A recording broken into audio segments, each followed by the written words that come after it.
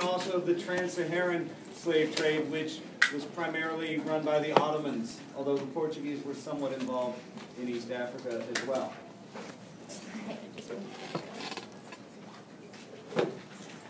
Oh, your clicker doesn't work. That's right. All right, obviously when the Europeans came, these were changing times for sub-Saharan Africa. Times were already changing. For centuries you had Islam slowly entering into a lot of the sub-Saharan African peoples. We know that's especially true in places like Sudan in the 18th century. But new contact with the West will bring even more changes. These changes will be religious. They will be political, and, well, demographic and social changes will occur because of these contacts as well.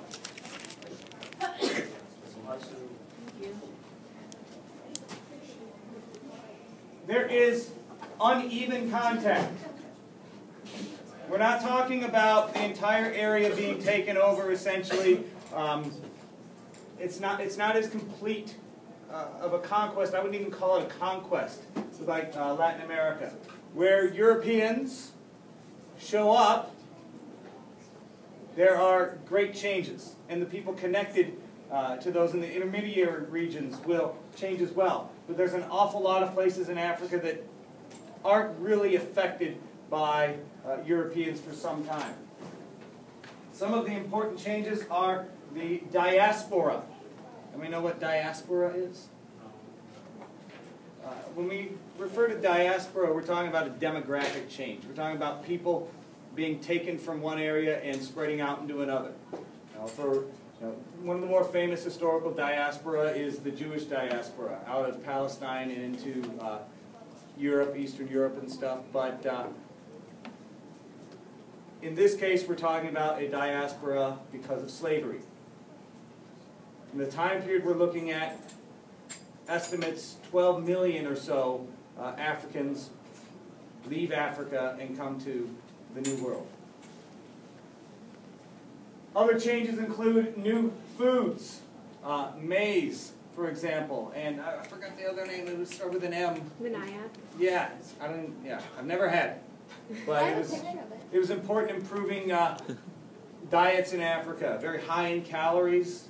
It will help to supplement the population decrease due to the diaspora and lead to higher, I don't know if it's higher fertility, but at least more births and better lives. There's new disease, there's new animals, there's new ideas. Other changes involve the European colonizations and settlements, and that's uneven too. In most places in Western Africa,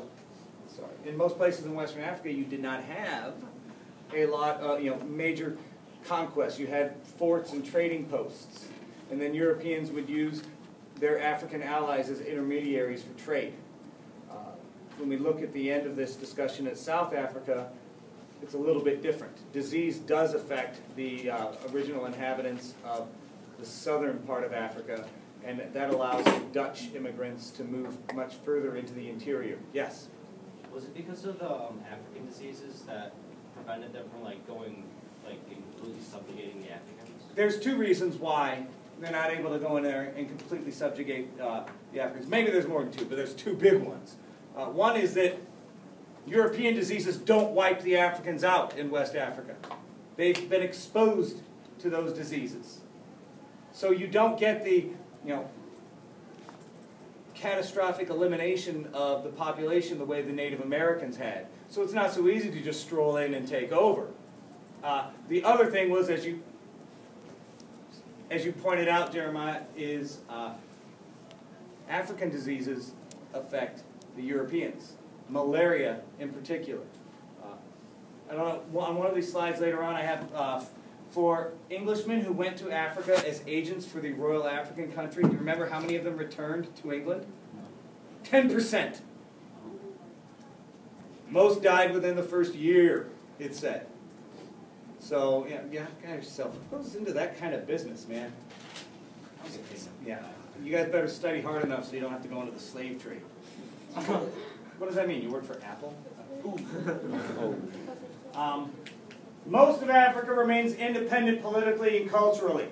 This is a major difference for Latin America. Yeah, of course you have areas in the, in the interior and in places like Brazil where native populations are not changed by Europeans. Every once in a while you still find, they find a new tribe of people that had very limited or no contact with Europeans or even modern Brazilians at all. But for the most part, the major settled areas in Latin America were taken over and changed dramatically. Not so with Africa. There's also the issue or the question of this. There's also the question of this. How much was slavery and the slave trade a byproduct of the rise of several large kingdoms in West Africa? That's the thing we're going to look at too. Was it the cause of the rise of the large kingdoms, or was it a consequence of the rise of large kingdoms? Was the chicken first, or was the egg first? I don't know, but now I want omelets. Or fried chicken. You know what? Either way, I'll take it. Soup, sure. If that's all you can get. Rise of the Atlantic slave trade. And I'm going to have to apologize. One of the things that I like to do when I have more time to prepare these is to place them in a better order. I think that this is jumping the gun a little bit, but I do like previewing things before we go into greater detail anyway, so never mind, I don't apologize, I did this on purpose. The Portuguese are the first Europeans involved. This is all sensible. We know that in the early 15th century, under Prince Henry the Navigator, the Portuguese improved their merchant class, their naval capabilities, and Portugal, being positioned where it is in the southwest, part of Iberia, going a little bit south to Africa, is not that big of a journey. The Portuguese are there first. Once there, they set up what your book called factories. But since we're in southeastern Michigan, we have to kind of qualify what we mean by factories. We're not talking about things on Van Dyke. Okay? We're talking about forts and trading posts. Okay? We're not talking about areas of mass production. Elmina is the one that gets mentioned as the most important. It's right in the heart of the Gold Coast. That'll be controlled by the Portuguese for some time until it's taken over by whom? The Dutch. Yes? Where is the Gold Coast exactly? I will show you on a map, but if you know how Africa is shaped. All right, there's my bad Africa. Roughly there. Oh, okay. You have a Gold Coast, a Slave Coast, and then Ivory Coast. Pretty much all right there. Mr. Crossley? Yes, Erica. I have this map right here. I have that map on the PowerPoint. Awesome. Oh, snap. Maybe I should have Erica make the PowerPoints for me. That's okay. They'd be pink. The Portuguese realized quickly that it's inefficient to raid for slaves. See, they're setting up plantation-style sugar agriculture on some of the islands just west of Africa, not on the other side of the Atlantic. And slaves are useful for that. Small amounts of slaves are being brought to Portugal as well. And originally the idea was, we'll just, our cannons and our guns can, these coastal people, we can take them over and get their stuff. But once you get beyond range of the cannon fire, it's not very productive to try to kidnap or capture slaves. There's not enough Portuguese people. The danger would be going too far from the coast and being overwhelmed and never seen again. They realize it's better to trade with local rulers that are friendly to them. And that's what they do. So that actually represents a change in how most people should think about slavery. Alex Haley gave us the image of a solitary slave walking into a trap and being captured by evil Europeans. That can't explain the 12 million that were brought over. Yeah? Wasn't it something like the African leaders would basically have their men raid their own towns for slaves and they'd take them over Most African rulers were reluctant to use their own people as slaves. We're talking about their neighbors. And that's where the ones that made friends with the Portuguese benefited. Because, especially with the Congo, conversion to Christianity. Now you're buddies with the Portuguese. You're not going to be the slaves. You're going to be the ones taking out your enemies because the Portuguese give you guns and bringing slaves from your neighbors and giving them or trading them to the Portuguese. Portuguese attitudes. Would you get the door, Sam? Not you, Katie. You're injured.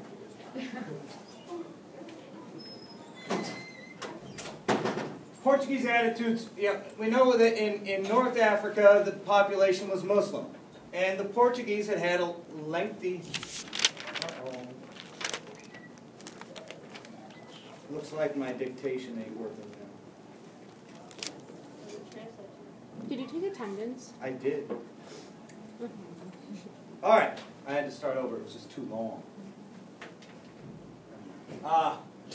They had a century of his experience with these North Africans. Remember the Moors that had conquered Iberia. These are fierce Roman Catholics. The idea of trading with these people, they were a bit off on that. They weren't keen on it. Go further down, though, less Muslim influence. They have heavy interest in other places like Benin and Congo. It's not just about gold and slaves. They actively promote evangelism. Christian missionaries come in. I'm not sure how to say these names. Nzinga Mvemba. Take away the N and the M. Yeah. Just say Zinga. Zinga Vemba? Yeah. Okay, thank you, Victoria. Are you Becomes a Christian and tries to make his whole kingdom Christian. The Portuguese attitudes on Africans is they saw them as savages, but they recognized early on that they were capable of civilized behavior. They were capable of civilized behavior, and especially if they were converted to Christianity. And Portuguese attitudes towards Africa are broken into three categories. You have commercial interests, which would be business. You have military interests, forts set alongside the coast. Sometimes those forts not just to protect their trade interests, but to dissuade other Europeans from coming in on their territory. And of course, missionary efforts. Their initial activities or involvement in Africa. As we said, established forts and trading posts. And we're talking about trade. It's not so much the kind of stealing that we imagine the Spaniards doing from the Aztec or the Inca. We're talking about real trading relationships in which the Portuguese will trade European commodities. They'll give military support to their allies. And initially, the Portuguese will actually be bringing slaves to their buddies, to their African friends. Not on the receiving end of slaves, but on the end of giving them over. Of course, that changes, but we're talking about initial contact, 1450 or so. What's not a factor in 1450? America. Brazil. Yeah. They haven't even, Columbus hasn't even set voyage yet. He's a baby. I don't remember how old he was when he made his voyage. I don't remember if he was even born in 1450, for goodness sake.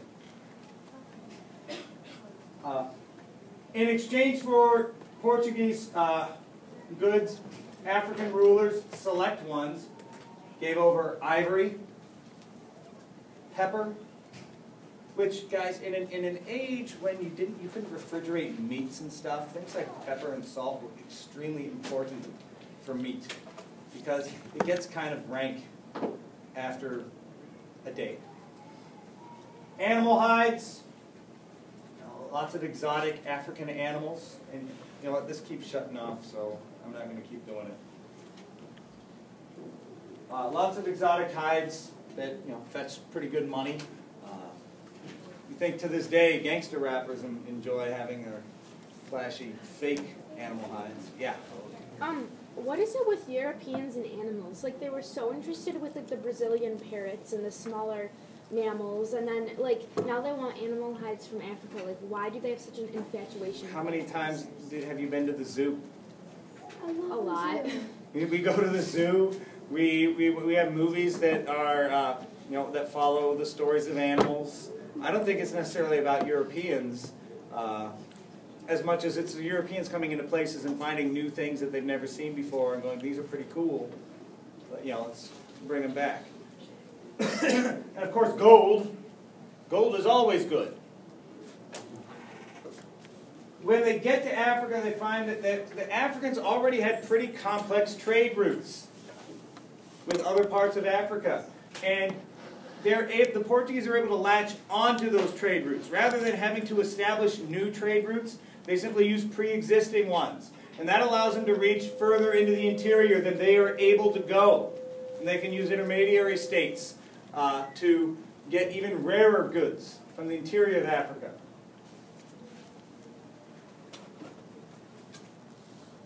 But the slave trade becomes more and more important after the New World is discovered. Yes, Jeremiah. So, just to make sure, Portuguese brought some of their own slaves. No, they brought other African slaves.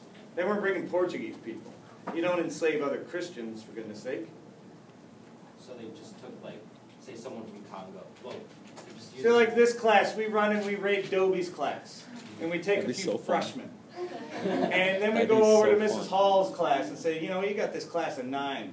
I got some people over here for you in exchange for some of your Monster energy beverages. It usually has about 30 a day. And that's a good trading relationship, because we're strong enough to take on Dobie. I mean, come on. What's he gonna do? Maybe take me out at the knees. Got that, Dobie? Yeah. Why would the Europeans trade Africans with other Africans? Like, wouldn't the other Africans see that as, these are our own people? No, actually, and that's another myth that we need to get rid of. It's actually pretty common for people of one race to see people of another race as one people. But I mean, just look at it, for instance, look at Europe. Tell a Frenchman that because he's white that he's the same thing as a German, and he will be offended. You will get a very snooty, but the Germans do not have this little mustache as I do. And a baguette. I eat cheese and drink wines. They eat sausage and drink beer. And I don't know why I suddenly went into like a Latvian accent there, but whatever. So sorry, Latvians. I'm not sorry to the French, though. wow. Ooh. Thanks so much. Don't show this to Madame. Anyways, they weren't seen as, it wasn't like you're black, so we're one people. Africa's very complicated. They have lots of different language groups, tribal groups, and they're not all one and the same.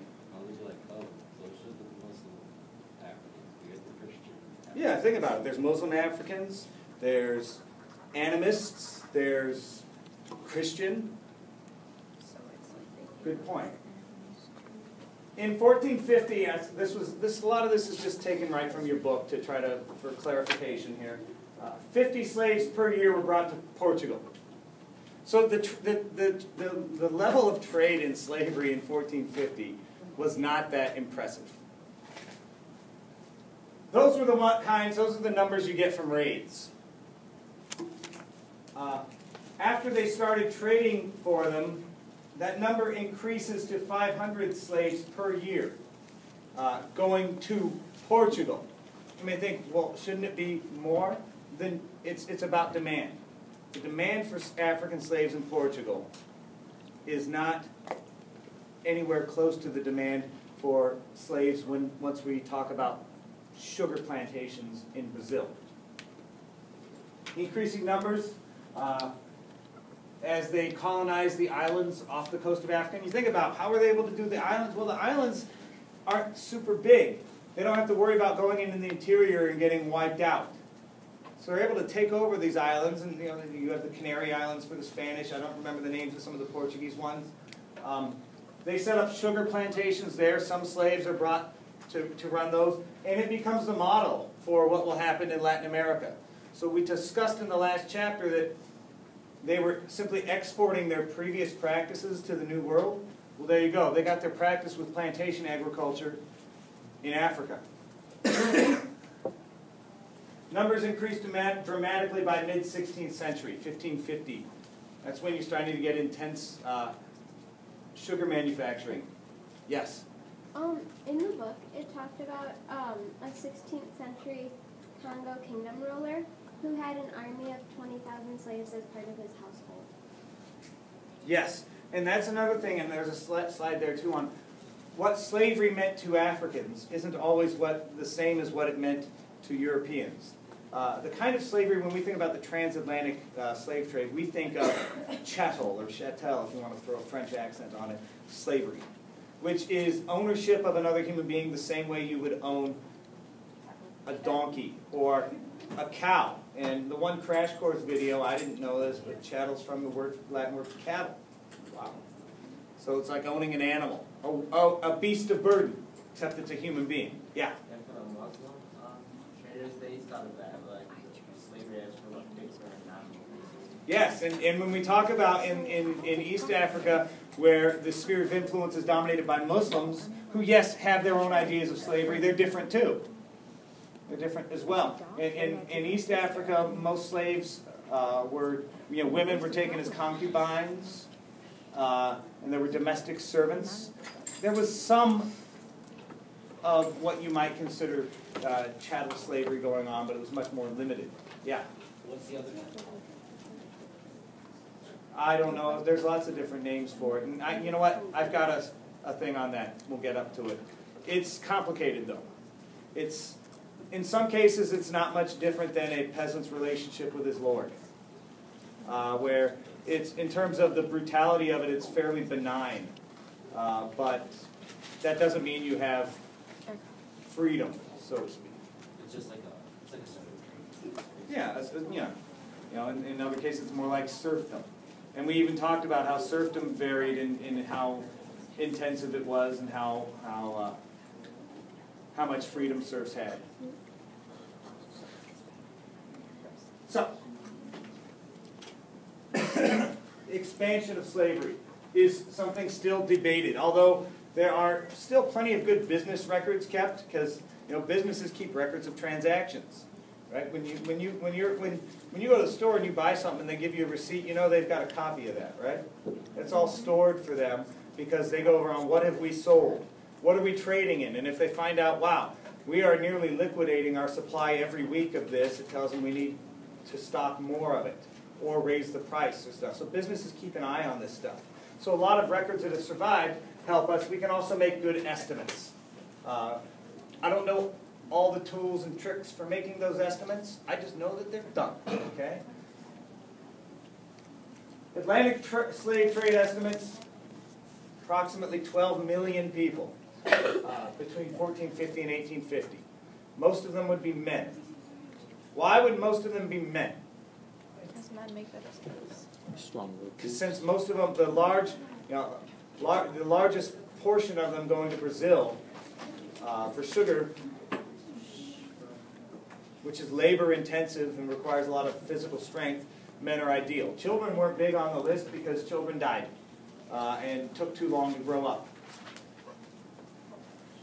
We know that the Middle Passage mortality rate was fairly steady, between 10 and 20%. So if you bought 100 slaves in Africa and brought them on a boat, you would expect no more than 90 of them to be alive when you got to the Caribbean or Brazil. Somewhere between 80 and 90 would be alive. There were exceptions. Remember that one Dutch one where they had 716 and by the time they landed there were only 16 left? Yeah. Somebody took a loss on that transaction. Yeah. How come the Africans preferred to sell the men and keep the women and children as their domestic slaves? Because, don't you need the men there to still, The book didn't make a clear connection to it, but I did notice talk about an increase in what we would call polygamy. Men could take more than one wife then. I mean, hey, it's good for men if the your options are increased, I should say, if there's more women than men, right? It was normally like a white flag, and they live in African. But it depends where you were and when. But honestly, if you think about it too, the Europeans are going to buy what they want. And buying women, they can be, they're not going to be the top of the line ones. I mean, yes, they can have children. But when you look at the Caribbean and Brazil, mortality rates were so high. You weren't building up a population. You had to keep importing them. It's not really, it's the British North American colonies where importing women isn't that bad of an idea because they can have children and their children become your slaves and so forth. Data on, we don't know how many Africans died in Africa during the slaving wars. When Kingdom A raids Kingdom B, how many Africans died in those fights? How many Africans died after Kingdom A defeats Kingdom B and forces its slaves to march to the coast? How many of them die in that? We don't know. So, although around 12 million Africans participate over time in this diaspora, many more die in the process of getting it.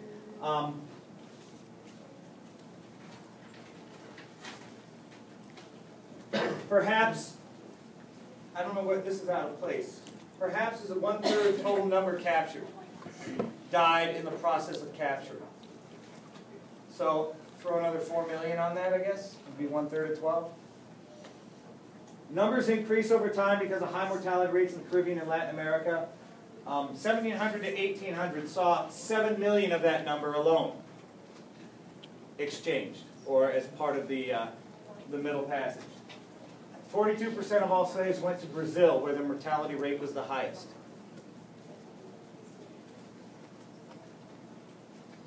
A little bit on the East African or Trans-Sahara Red Sea slave trade. As Christian pointed out, it's run by Muslims. And that allows us to add another 3 million slaves coming from Africa. Most of those are going to the Middle East.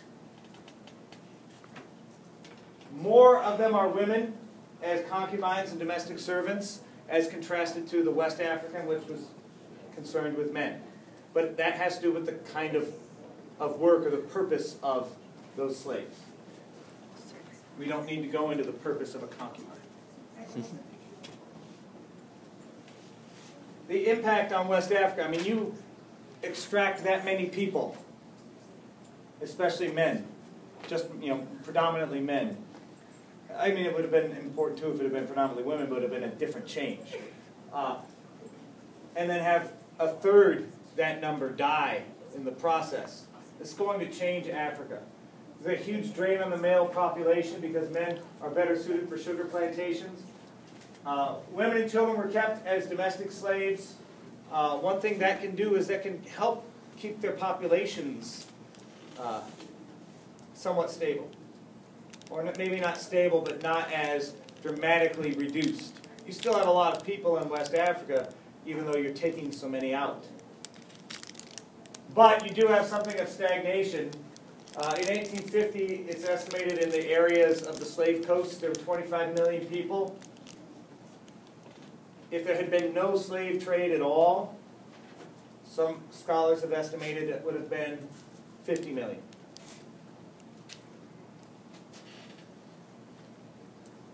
New crops, maize and manioc, help bolster the population so that it doesn't decline nearly as badly.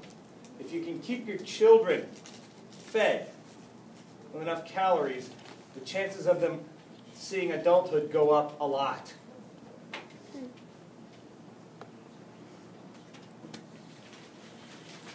Patterns of organization.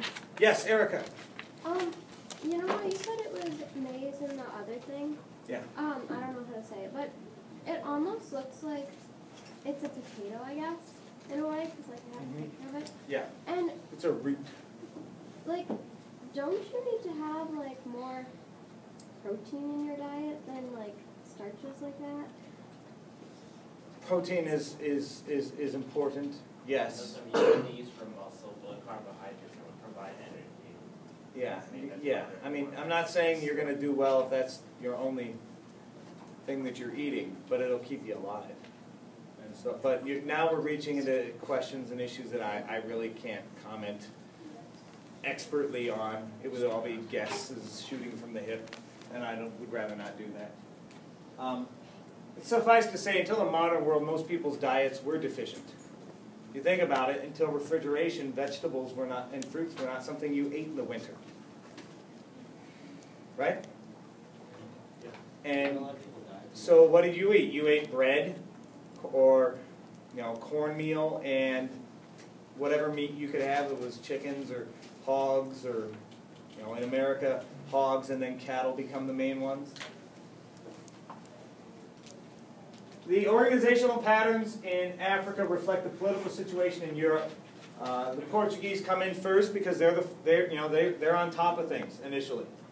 And Portuguese infiltration of Africa first means you don't have a large Spanish presence there in terms of conquest. The Spanish will have to trade with Portuguese merchants to get slave ships. I'm not saying there's no Spanish slave ships, but Portugal is dominant. Until the rise of the Dutch. The Dutch will actually seize Elmina in 1637, but eventually they'll be eclipsed by the French and the English. European merchant towns in Africa were death traps. As we mentioned, there's the stat 10% of Royal African Company employees returned to England.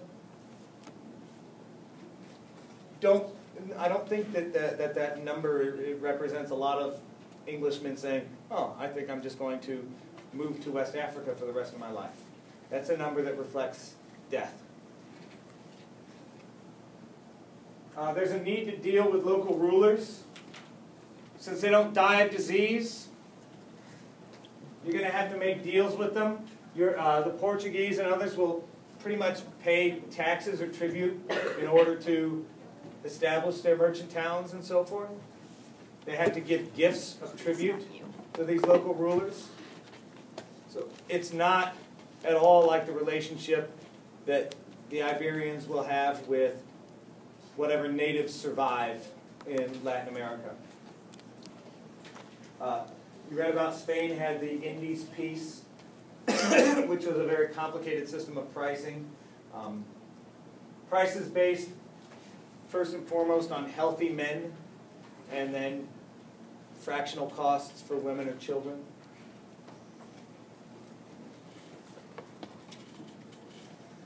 This was on one of your small group discussions, and I had talked to a couple groups about it, so I thought I would mention it here. It's the issue of profitability. Okay? Were the profits really higher? For a long time, people looked to up to 300% profit on a single slaving voyage. Any investment that returns 300% is a good investment. Imagine that investing $100 and then getting 300 times that back. Or getting 300% of that back. That's a good investment. Well, partially depends on how long are we talking about. We're talking about the length of the Middle Passage. But that number doesn't reflect the extreme risks and high costs. When you minus costs, some scholars put the profitability at somewhere between 5 and 10%, which makes it no better than any other trade good that's in demand. What were some of the risks on a slaving voyage? Your slaves die. Rebellion. They could die, sure, as that Dutch ship is a fine example. I wonder why they didn't- Rebellion. Yeah. Man, if something happens and some of those slaves are able to get out and free some other ones, it's not going to go well for the crew. Probably why you- Herman Melville has a neat story called Benito Sereno, which is about the discovery of a Spanish slave ship. And yeah, you can read it if you're interested. But since it's Melville, you probably won't be because it's very difficult to read. I had a hard time in college. I liked it, but it was hard. Yeah. There's something like that called Amistad. Yeah, Amistad. I think we're starting. We're gonna resume once a month having movie night or evening, and I think she wants to show Amistad as one of them. Yeah. They get sick or they look sick, so no one wants to catch them. Oh yeah.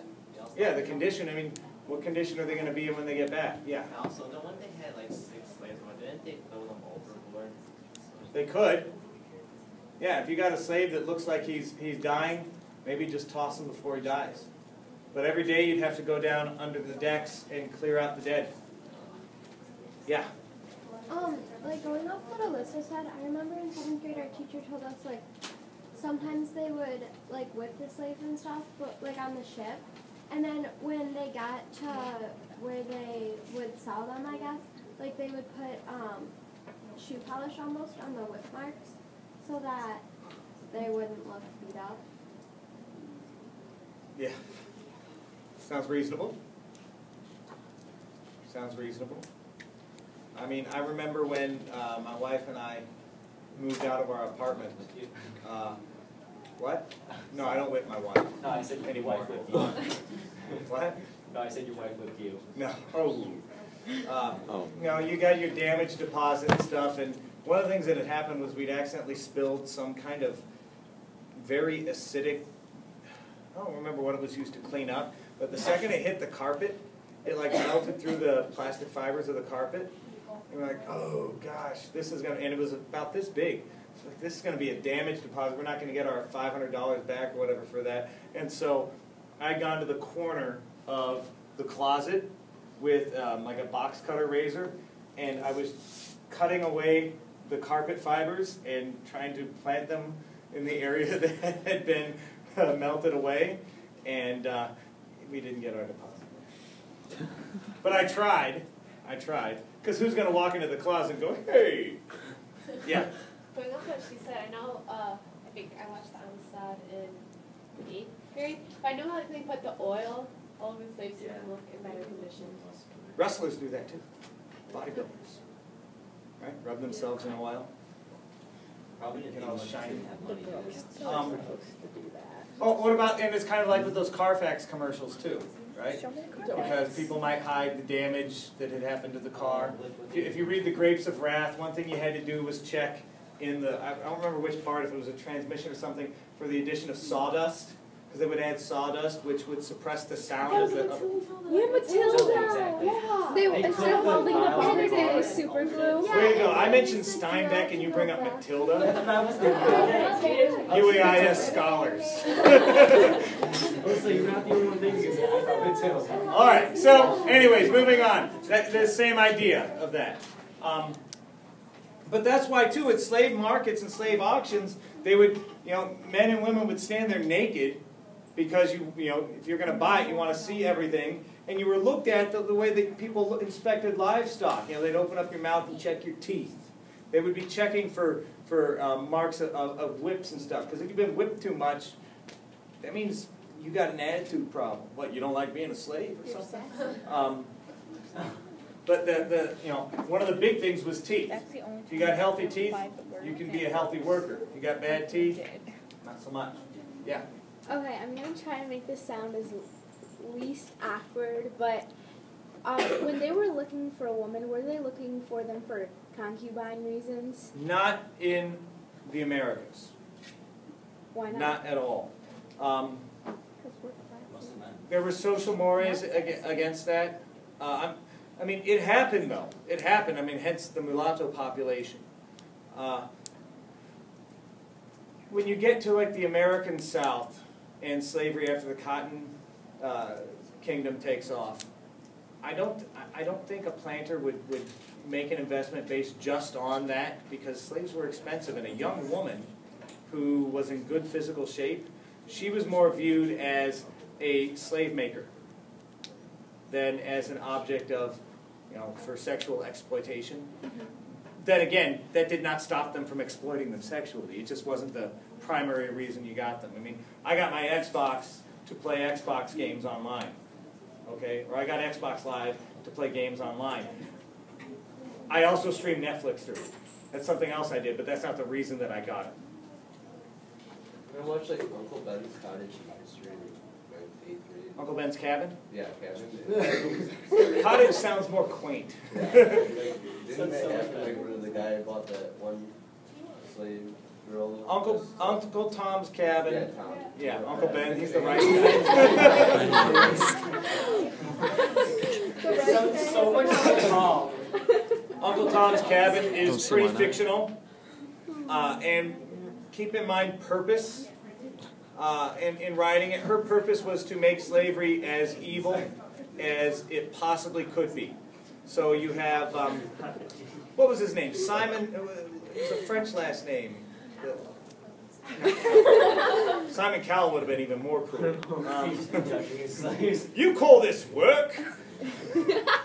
Sorry.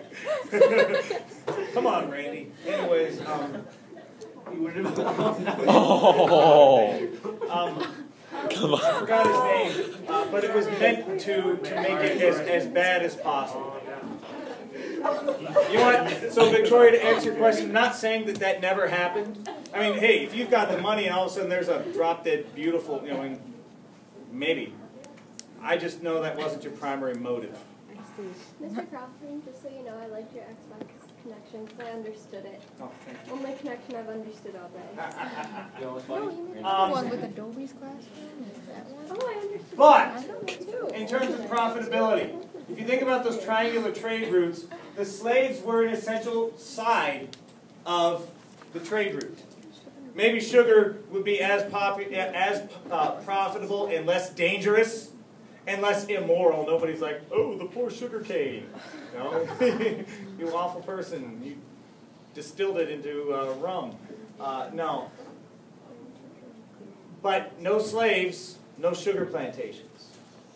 No sugar plantations, no rum distilleries in England or New England. The Industrial Revolution will also promote other industries and modes of commerce that will alter the profitability. In the United States, as England is turning towards machines for productions, especially in textiles, cotton becomes huge. And slavery, which was on the way to die out. If you read Washington and Jefferson, they all knew that slavery was bad and they were grateful that it was dying out. But then cotton comes and it's back. Prices on slaves go up dramatically. How much of that, though, has to do with the end of the trade of bringing them in from Africa and limiting the supply? I don't know. Yeah. Did you watch the opening ceremonies for the Olympics? That's weird. No, I'm not a fan of the Olympics. Okay, because they had like almost a timeline of London's like history, and I think the Industrial Revolution was part of it. So I was just wondering. Well, it should be. The English led it. Yeah, I was just wondering if that was the actual one or if there was a part two. African societies and slavery. You have a long tradition of various forms of slavery. These are the things that we were talking about. And I'm sorry that I'm not as well versed as some of your questions would like me to be. It's the kind of thing that I'm going to make a mental note on, that I'm assuming students will have questions like that in the future, and I'm going to have to do some reading on it. It varies from what Europeans would say was more like just peasantry to the full-blown chattel slavery. You have the same rights as a mule. There was no single way of slavery in Africa. Africa's a big continent. We talk about it like it's the same, but that's kind of like how, that earlier question was like, why would African rulers deal in African slaves? They're not all the same. You have Islamic concepts of slavery in North and East Africa, where it was unacceptable to enslave another Muslim. Non-believers could be enslaved. And you know what? That was, interestingly enough, we will see that with the Ottomans too. There's some debate over how much of that encouraged conversion to Islam. We know in the Balkans that amongst the Serbian people, a large number converted to Islam, and their children weren't taken to be Janissary soldiers. They're now called the Bosnian Serbs, and they're Muslim. The regular Serbs stayed Christian, and you wonder, why did the regular Serbs, why were they such janks in the 1990s when Yugoslavia fell apart to the Bosnians? A lot of old bad blood over this issue of being turncoats or something like that. But that's another issue we'll get into, and it's way more complicated than I just made it sound. You have benign forms of slavery in some places where it's more of a form of social control. And you simply have a hierarchy, and you're a slave and this is your role, your job. In some cases I got the feeling it didn't sound all that much different than class systems in India or China.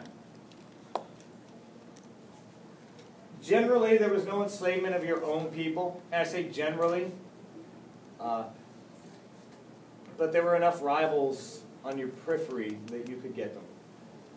So when Europeans show up and the market for slaves expands, there's already a pre-existing system of trading slaves. They don't have to create it. They change it, obviously, by coming, but they latch on to something already there. So, again, different pattern than the same Europeans in the New World. Not the exact same ones, obviously. You can't, none of them are Hermione with their little trick things so they can do everything all at once. Well, Harry Potter. All right, moving on.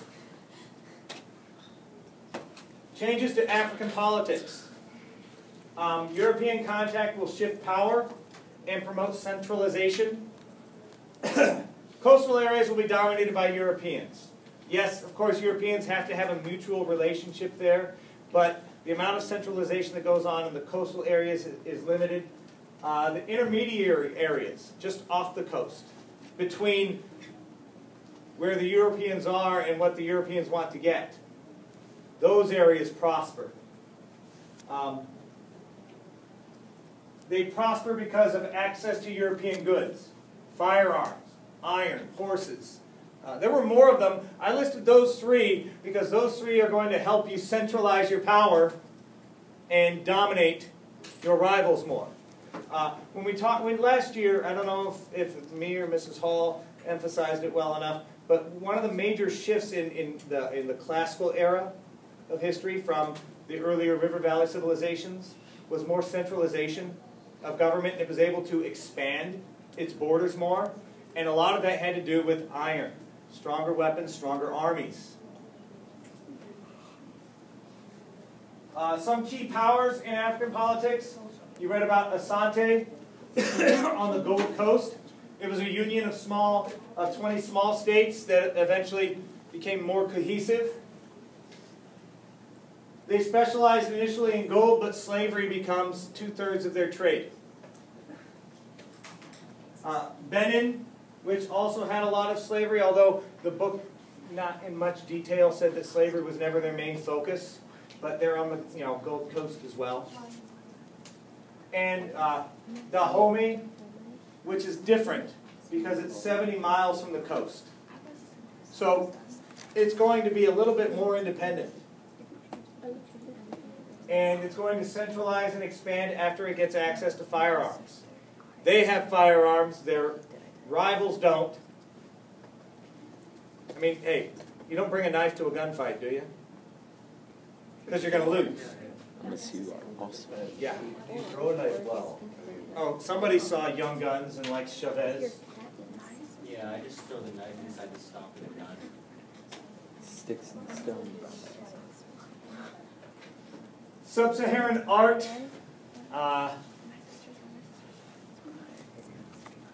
There's pictures in your book. You can look at it. I didn't have time to get as much of it on here as I wanted to. This is basically what I had, and I wanted to fill in more. They were experts at bronze casting, wood carving, weaving, and ivory carving. So we're talking about more tactile art than, say, when we think of the Renaissance art and paintings and stuff.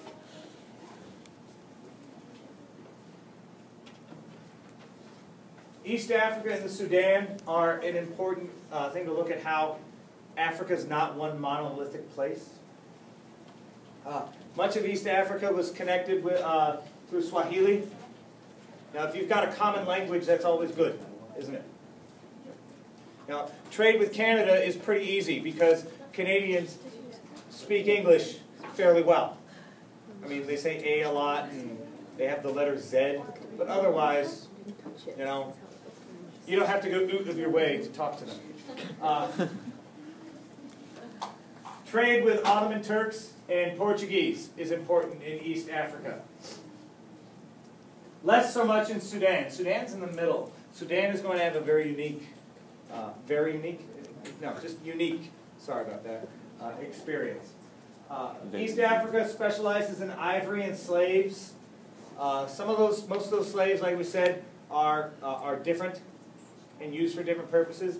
But the Portuguese do set up some plantations on coastal islands and stuff, not coastal islands, islands off the coast, and we'll use slaves for that purpose.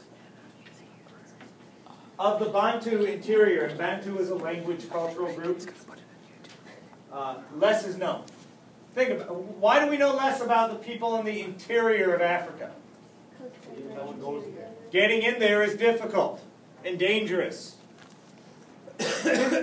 Not dangerous like going through parts of Detroit at night. Dangerous because of disease, primarily. You saw in the Bantu interior conflict between Islam, ancient animism, some syncretism of the two things. But in Sudan, especially after 1770, you see an increased concerted effort for Islam. And Sudan is today a predominantly Islamic kingdom. This will lead to religious and political upheavals because Africans aren't any different than Europeans in that sense, that religious implications often have political implications.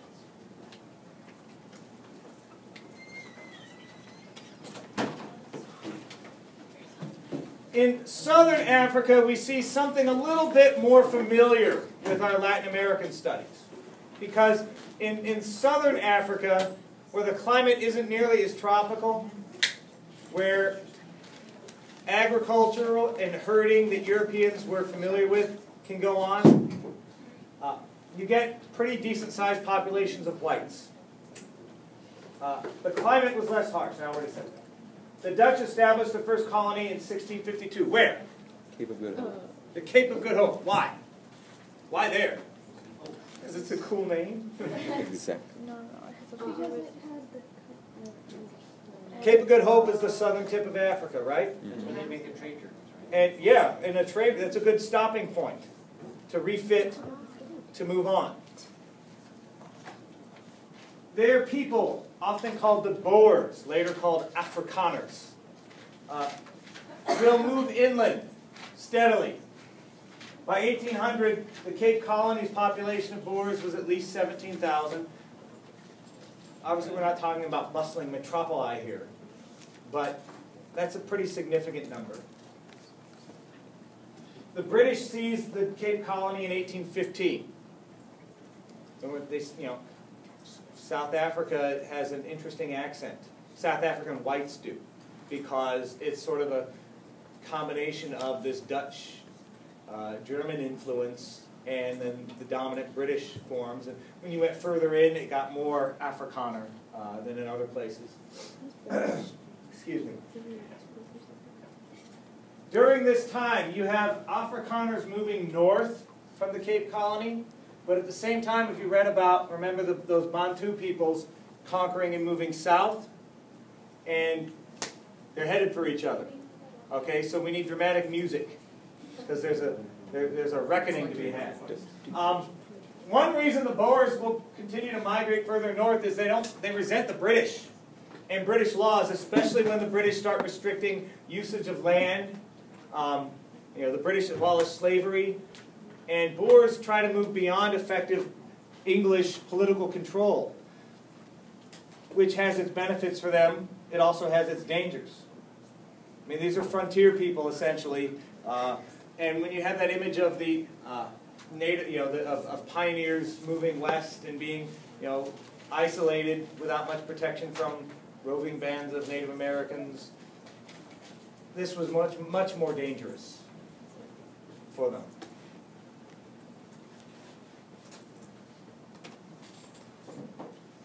The Fikane and Zulu rise. I dropped the M sound because Victoria's Secret. These are wars of crushing and wandering. Okay? The story of Shaka is interesting. He transforms the Zulu from a relatively harmless group of people into a military force that I think anybody interested in armies and conquest has to admire. Yeah. You talked about the movie Shaka Zulu that you thought that's what I was talking about, but it wasn't. And I went and looked it up on Netflix, and it's not a movie. There wasn't a movie on it, but there was a series called Shaka Zulu. It was a movie. It was a mini-series. Yeah. Yeah. And I started watching it, but I didn't get very far. It's better in the middle parts in the end than the beginning, but like at the beginning, it has representatives from the Zulu. Wasn't they're like asking for like, hey, we're sorry we kicked the crap out of you for so long. Can you be cool with us? And the Queen is like, no. Yeah. The Zulu become a mighty military force, fighting other Africans and incorporating them into their sphere of influence. And as they move south, they run into the Boers, who, remember, are moving up north. There's lots of conflict with Boers. The Boers hold on, but sometimes just barely. And it has to do with their weapons.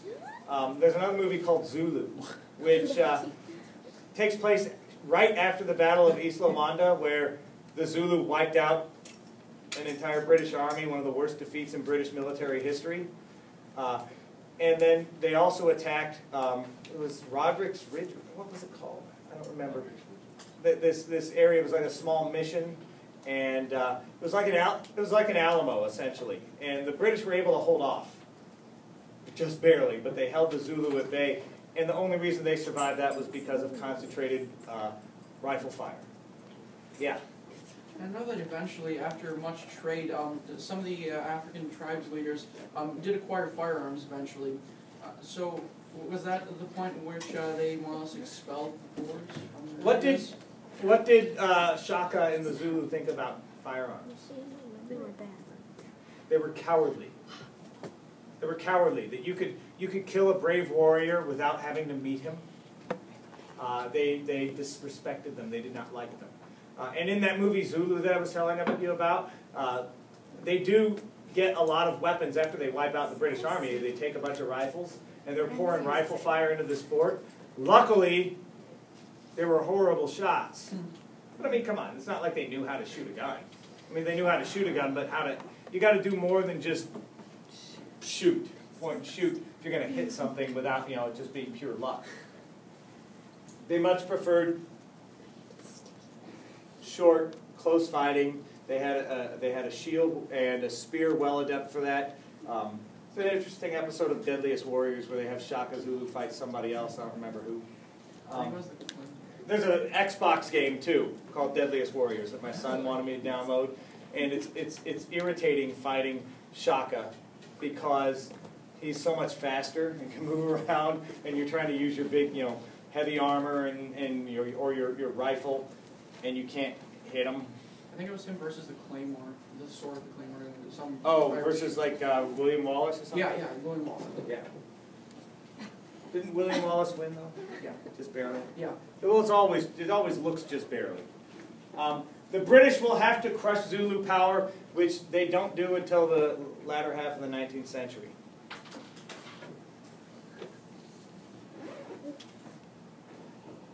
About that diaspora of Africans, what I'm hoping to do, by the way, guys, is get to the maps and picture section before lunch. You have a rise in slave prices by 1700, which, to me, if you think about it, that huge jump in the number of slaves exported was 1700 to 1800. Rising prices encourage increased production. Or in this, production obviously isn't the right word for this. But if the prices are higher, you want to sell more slaves at higher prices. Okay? So the higher prices, which usually discourage consumption, encourage increased production so that more and more Africans can be traded. I said that the mortality rate was 10 to 20%. And that was no matter what.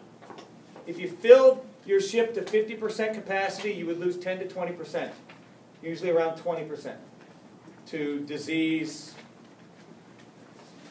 So what they would do is they would load these ships at 120% capacity, figuring 20% are going to die no matter what. So then they've got 100% when they get there. Because if they started at 100%, By the time they got to New World, they're down to 80%. That kind of math, you figure, airlines use it still. Not for passengers dying. Like, what airline do you travel on? Because I'm not going to. I travel on Air Middle Passage. We ride with the luggage. I ride the train. Anyways, they overbook flights. Yeah. They sell 10% or so more tickets than there are seats. Usually that's fine because usually you have 10% don't show up for whatever reason. They have to cancel their flights, and it's fine. But have you ever been on a flight where they call for volunteers? Yep, I was there. Yep. Hey, if you ever get a chance to volunteer, do it. That's what we did. Yeah, I remember with my kids and I, my wife and Robbie went home, but Mark and Natalie and I stayed in Seattle an extra night because we each got like $200 vouchers and food vouchers. That's and so then I cool. used that money to go visit my buddy in Nashville. Free tickets.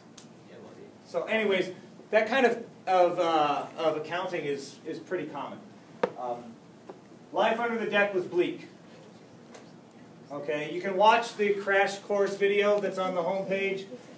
You had about 4 square feet of room. You were packed like sardines.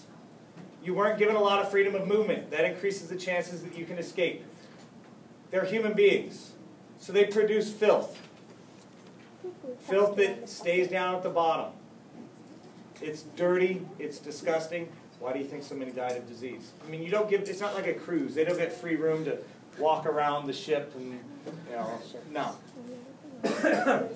And if you remember the first part of the chapter, the description of, from Mohammagardo Bakwa.